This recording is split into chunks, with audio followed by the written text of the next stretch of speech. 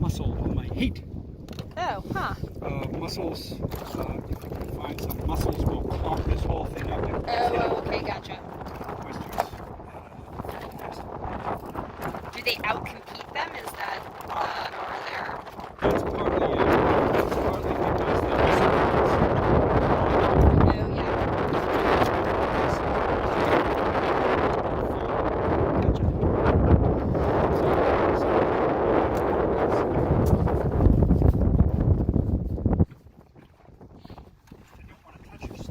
Oh, it's... No worries. We do crud. Aha!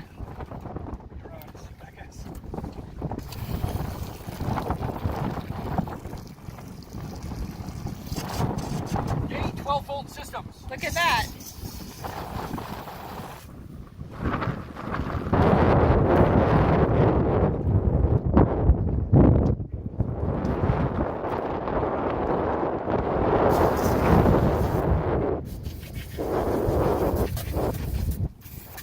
Now there's an oyster.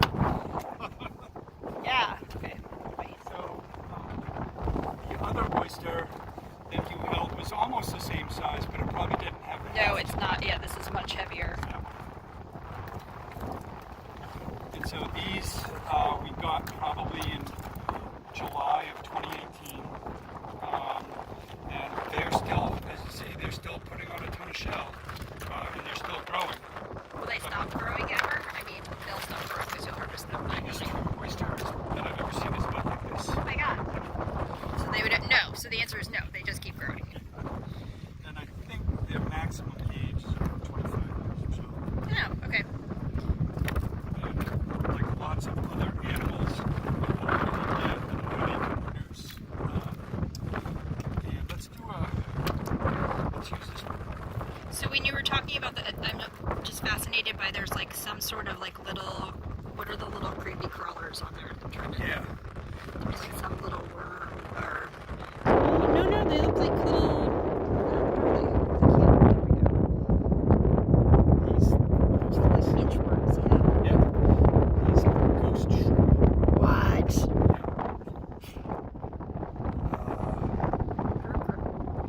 Why can't I remember the generic name for We can look it up and we can make Evelyn write it underneath it and she'll put in like a little, because she's a YouTuber, she's got, that's so wild. And are they just, is that pretty typical that they're everywhere? I don't know if like you can see in the video that they are like, this whole mess of oysters is just crawling with these little gross ghost shrimp that look like they have like these weird little stick legs and stuff.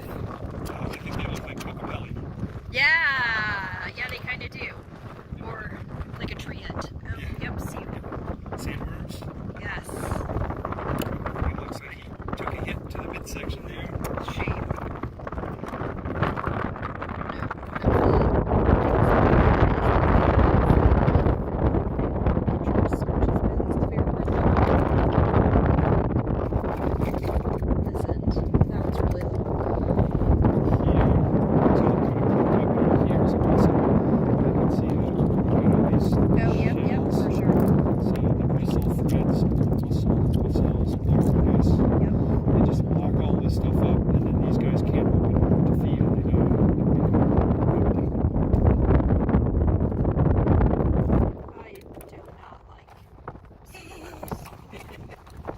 Fish with them and we'd like order one, cut off their pitchers. And we get things like barnacles growing on our oysters. Mm-hmm. Is that good, bad, indifferent? Mostly it's indifferent. If you get too many of them, sometimes the buyers don't like them. Okay. So sometimes we will scrape them off. Okay. So how much interaction do you have with your buyers? Like, who do you sell your oysters to? We have a fair bit, and most oyster farmers, I think, if they're paying attention, they keep good relationships and good communications with their buyers. Because I could grow every one of these, but I also have to sell every one of these.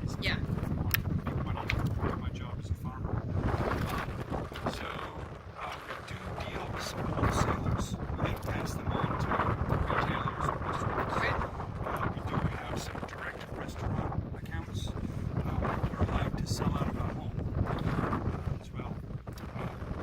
So that involves, at the beginning, just cold calls and introductions. Yeah. Here's who I am, here's what our farm's about, here I have some oysters so you can try out the product. Yeah. And hopefully they get interested and you negotiate about price and quantity and all those details. And you have some social media, which I will direct the students to. We do. This farm right here is the Nice Oyster Company. And these are called Iron Island oysters because that little hump right over there, that's Iron Island. Ah, okay. But if you look on the NOAA navigational charts, Yep. it will not show up as Iron Island. At least it usually doesn't. It shows up as Hamish and Andrew. So if you're looking for Iron Island, you kind of have to be a local, Okay. which I think is cool. That is cool. That is cool. Really cool. So yeah, we've got a Facebook page and Instagram account, and my sister is working on the website for us. Nice. Yeah. Nice. So a little tour around an oyster. Okay, let's do it. All right. So right hand shell, Flat, left hand shell, bumpy. and the way that I remember this is the straight shell. Okay. Straight, S-T-R-A-I-G-H-T, right, R-I-G-H-t, and it's the spelling. That's All the right. name on it. Cool. Anyways, this part down here is the hinge, where there's a little sort of a proteinaceous hinge in here. This little point is called the umbo, and there's a muscle in here holding the two shells together.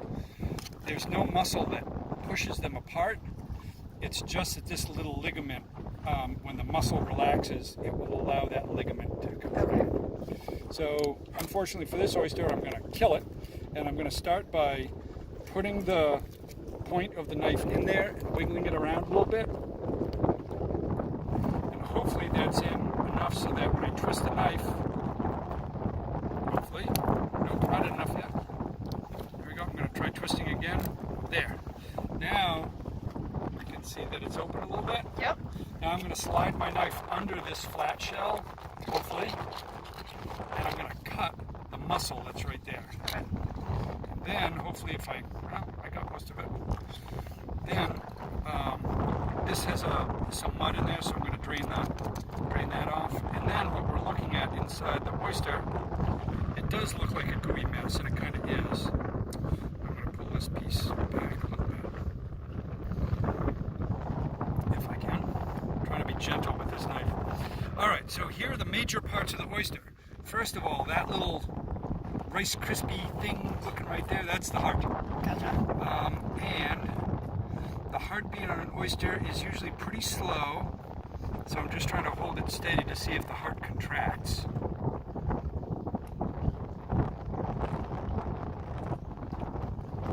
No, it doesn't look like it's going to contract, but often it will.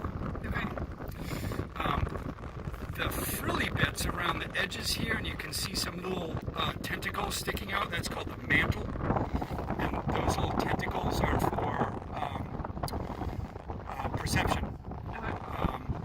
And so if a starfish is coming up on it, those are sensory. The mantle is also where the shell is secreted. These layers here, they're very sensitive. These are the gills. There's a couple of sets of gills in here. The gills are where the food and the water comes into the shell because there are little cilia that sit on there and they generate water currents. So water will come across the gills, food will stick to the gills, and then will get transported down the gills to the mouth, which is down here. The dark part is the digestive gland, and it all ends up at the end of the digestive system, which is down here, and that results in oyster poop on the tip of my shell. So Nice. oyster poop is just basically that digested detritus and phytoplankton that we're talking about. And then that muscle that I was referring to is right here. And there are two parts to the muscle, and it can only close the shell. It can't. So it just sort of relaxes to open and then it contracts to close. Exactly. The tissue right here, which is kind of a tannish, a light tan color, that's gonadal tissue right there. And I don't think it's possible to tell. I certainly can't tell just by looking if it's male or female. Males produce sperm, females produce eggs.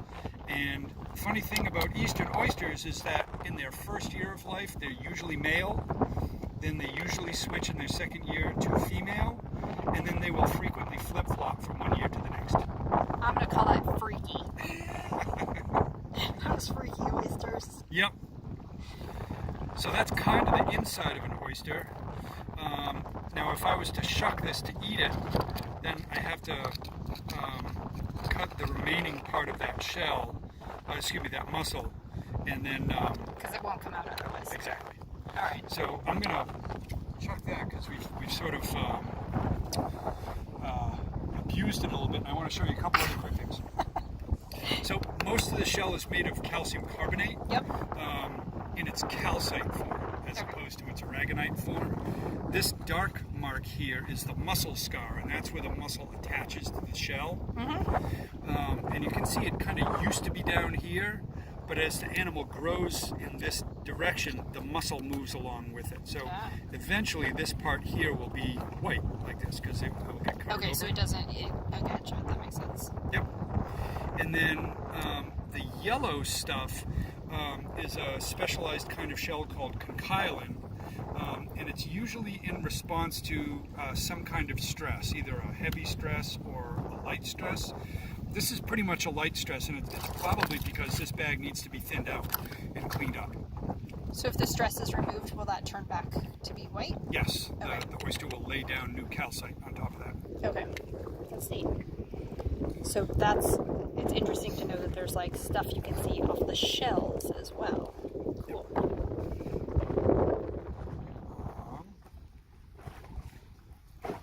There are things that live in and on oyster shells. And in particular, there are types of shell-boring worms. Ew. Now, I'm going to hold the point of the knife. I don't know if you can see it there, but there's a little burrow right there, and there's a little burrow right there. Those are caused by shell-boring polychaetes, worms, and they burrow into the shell, and sometimes the animal has to lay down additional shell to protect it. Okay. And that could also be the reason why this yellow color is here, Okay. because the oyster is protecting itself from a pest. And it's a dirty job. In case you haven't seen that before, everybody gets dirty in this job. That's just what it is. However, I'm going to say that as compared to lobstering, it smells really good. It smells really good. It's much better. It smells all right. So I'm going to put these back in the bag, and then these buoys here have bottom cages, and we're going to use this winch to pull up, 1,000 or 1,500 oysters that have been sitting on the bottom for a week or two. Cool. They will be covered with mud. Awesome. But they'll rinse off nicely,